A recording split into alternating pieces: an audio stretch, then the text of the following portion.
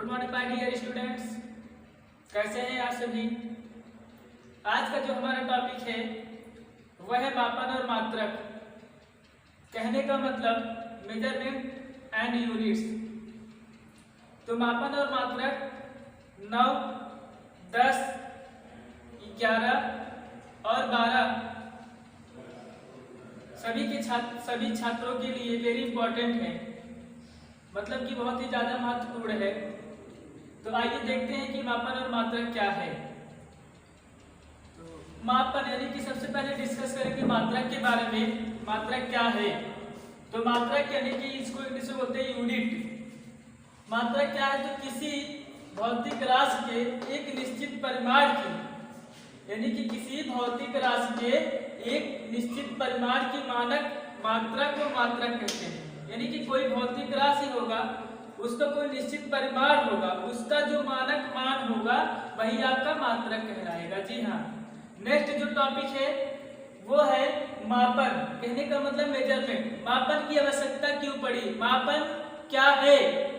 मापन की क्रियाकलाप क्या है? मापन कैसे करते हैं? तो सबसे पहले जैसे सपोज दैट मैंने एक लाइन ड्रा किया, फिर मैंने एक अनदर लाइन ड्रा किया, एक दूसरी लाइन ड्रा किया। मैंने आपसे पूछा दोनों लाइनों में से कौन सी लाइन बड़ी है? तो आपका आंसर आएगा सर सेकंड वाली लाइन इज द बिग, यानी कि सेकंड वाली लाइन बड़ी है। तो कहने का मतलब आपको तो ये पता चला, कंपैरिजन करके हमने तो बता दिया कि ये बड़ी है, लेकिन कितनी बड़ी है ये हम नहीं फाइंड कर सकते।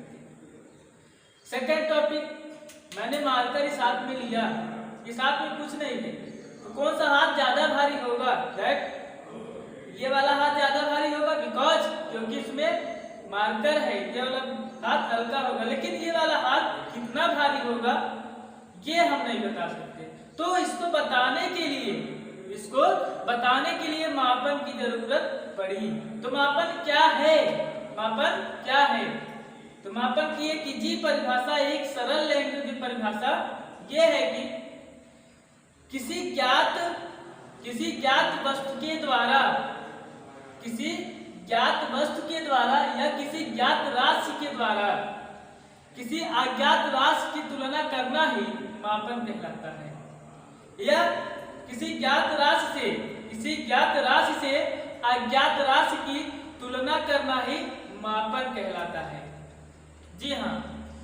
नेक्स्ट टॉपिक आता है मापन के लिए किन किन चीजों की आवश्यकता पड़ती है। तो मापन के लिए हमको आंकिक मान, कहने का मतलब न्यूमेरल वैल्यू, आंकिक मान यानी कि न्यूमेरल वैल्यू और मात्रक, दो चीजों की आवश्यकता पड़ती है। न्यूमेरल वैल्यू यानी कि आंकिक मान क्या होता है? तो दोस्तों आंकिक मान यह प्रदर्शित करता है कि किसी वस्तु में आंकिक मान यह प्रदर्शित करता है कि वह वस्तु यानी कि उस वस्तु की कितनी मात्रा कितनी बार सम्मिलित है। जी हाँ, मतलब कि कोई वस्तु की मात्रा कितनी बार सम्मिलित है, यही वो प्रदर्शित करता है आंकिक मान। जैसे मैंने बोला 5 केजी शक्कर, यानी कि 5 केजी शक्कर, तो केजी क्या है? केजी आपका मात्रक है, जबकि 5 क्या है? 5 आपका आंकिक मान है। तो 5 केजी शक्कर इट इज अ डिफाइनेबल। अगर आपसे सिर्फ इतना बोला जाए केजी शक्कर, तो केजी का मतलब क्या? कुछ डिफाइनेबल है क्या? परिभाषित है? नहीं परिभाषित है। तो आपको दोनों की आवश्यकता पड़ती है, मापन के लिए दोनों की आवश्यकता पड़ेगी। कहने का मतलब आंकिक मान और मात्रक दोनों की। अब आते हैं कि मात्रक क्या होता है और मात्रक कितने प्रकार का होता है। तो मात्रक 2 प्रकार का होता है। मात्रक की परिभाषा तो मैंने आपको बताया था। मात्रक 2 प्रकार का होता है। फर्स्ट होता है मूल मात्रक और सेकेंड होता है व्युत्पन्न मात्रक। मूल मात्रक क्या होते हैं? तो वे मात्रक जो स्वतंत्र होते हैं, वे मात्रक जो स्वतंत्र होते हैं वो मूल मात्रक होते हैं। और व्युत्पन्न मात्रक क्या होते हैं? तो वे मात्रक जो मूल मात्रकों की सहायता से प्राप्त किए जाते हैं वो आपके व्युत्पन्न मात्रक कहलाते हैं। कहने का मतलब डेराइव्ड यूनिट कहलाते हैं। जी हाँ, इसको हम डेराइव करते हैं, व्युत्पन्न करते हैं अपने आप से, तो वो आपका व्युत्पन्न मात्रक होता है। नेक्स्ट मूल मात्रक, तो आपको पता होना चाहिए एसआई सिस्टम आई, एसआई पद्धति में जो मूल मात्रक होता है वो कुल कुल मिला के 7 प्रकार के मूल मात्रक है एसआई पद्धति के और 2 पूरक मात्रक यानी कि 9 मात्रक है। तो वो जो 7 प्रकार के मूल मात्रक है वो इस प्रकार से है। पहला किलोग्राम, किलोग्राम किसका मात्रक है? तो किलोग्राम द्रव्यमान का मात्रक है। किलोग्राम को हम केजी से प्रदर्शित करते हैं। सेकेंड आपका होगा मीटर, मीटर किसका मात्रक है? तो मीटर लंबाई को मापने का मात्रक है, मतलब लंबाई को हम मीटर में मापते हैं तो मीटर लंबाई का मात्रक है। मीटर को हम एम से प्रदर्शित करते हैं। नेक्स्ट आपका आता है सेकंड, यानी कि सेकंड किसका मात्रक है? तो सेकंड समय का मात्रक है, इसको हम यस से प्रदर्शित करते हैं। नेक्स्ट केल्विन, केल्विन किसका मात्रक है? तो केल्विन ताप का मात्रक है, इसको हम के से प्रदर्शित करते हैं, कैपिटल के से। नेक्स्ट आता है एम्पियर, एम्पियर किसका मात्रक है? तो एम्पियर विद्युत धारा का मात्रक है, इसको हम कैपिटल ए से प्रदर्शित करते हैं। एक लॉजिक याद करना दोस्तों, मतलब कि यहाँ से आप देखेंगे एम के फिर एस उसके बाद ए, इन सब को मिला के कहने का मतलब यम के एस से एक यम के एस से पद्धति बनती है, इसको हम बोलते हैं मतलब कि मीटर सेकेंड केल्विन और एम्पियर तीनों को मिला के पद्धति बनती है, जिसको हम यम के एस से पद्धति कहते हैं। ये एग्जाम में पूछा जाता है। तो यम के एस से पद्धति के अंतर्गत मीटर आता है, सेकेंड आता है, केल्विन आता है और एम्पियर आता है।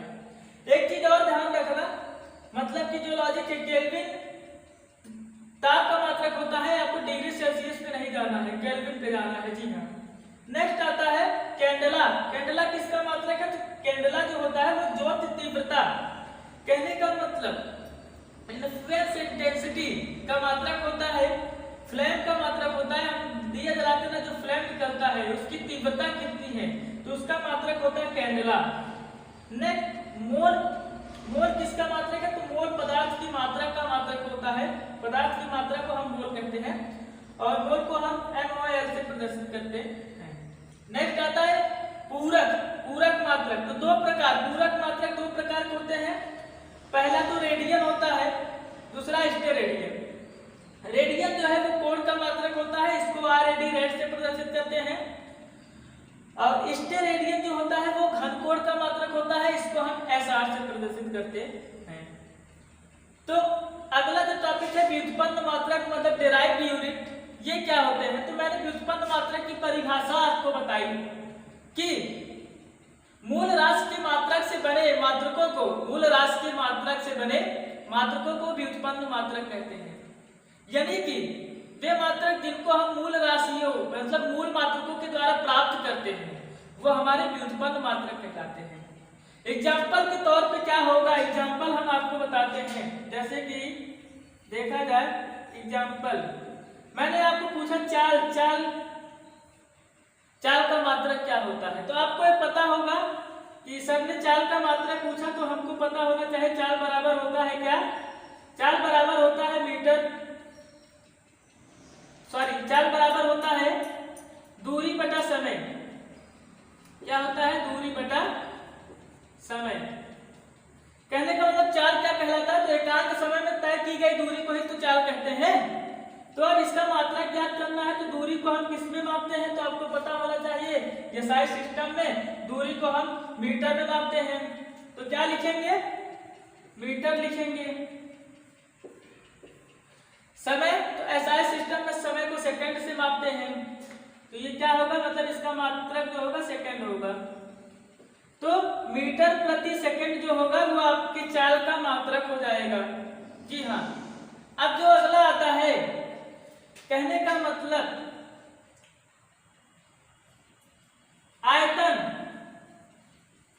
आयतन, आयतन का क्या मात्रक होगा? आयतन का तो आपको पता होना चाहिए कि आयतन बराबर होता है लंबाई गुणे चौड़ाई और गुणे ऊंचाई। जी हाँ, तीनों आ जाती है, लंबाई चौड़ाई ऊंचाई तीनों आ जाती है। तो इसका मात्रक क्या बनेगा? लंबाई को भी हम मीटर में ही मापेंगे, चौड़ाई को भी हम मीटर में ही मापेंगे और ऊंचाई को भी हम मीटर में ही मापेंगे। तो यहाँ हम लिखेंगे लंबाई का मात्रक मीटर फिर गुणे, चौड़ाई का मात्रक मीटर फिर गुणे, ऊंचाई का मात्रक मीटर। तो हमको क्या मिला? हमको मिला मीटर घाते 3, मतलब कि मीटर क्यूब। तो आयतन का मात्रक मीटर क्यूब होगा। जी हाँ, तो ये होते हैं व्युत्पन्न मात्रक, जिसको हम डेराइव करके निकाल दें वो होता है व्युत्पन्न मात्रक। अगले टॉपिक में हम डिस्कस करेंगे, जी हाँ, इसी का हम सेकंड पार्ट बनाएंगे।